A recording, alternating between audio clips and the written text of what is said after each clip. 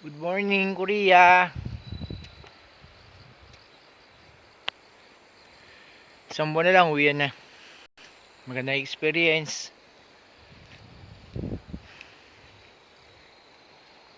Ayun, trabaho ko. Wala na yung mga sibuyas ay luya dito. Ayan. Mahamog. Mahamog po tayo ngayon. Ayan.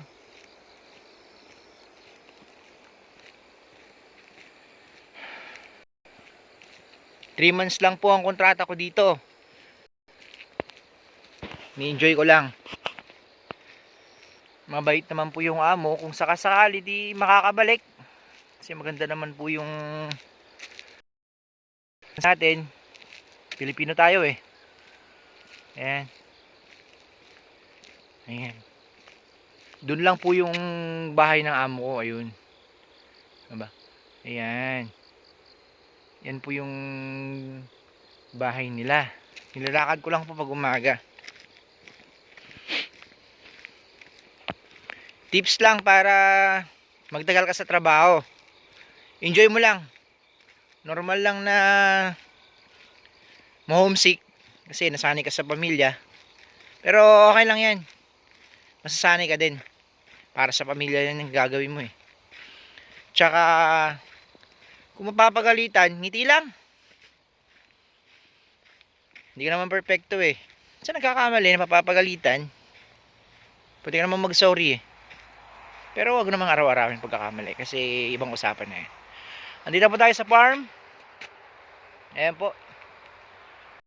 Ito po yung farm namin. Every morning po nagsusupot ako ng zucchini.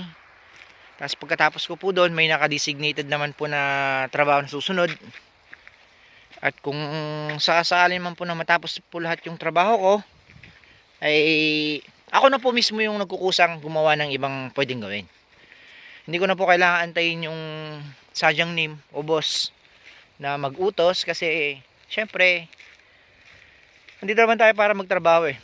Kung alam nyo naman na kaya nyo gawin yung iba kahit di na utos, gawin nyo na lang. Dagdag pogi points din yun. Ito po ang zucchini. Ayan.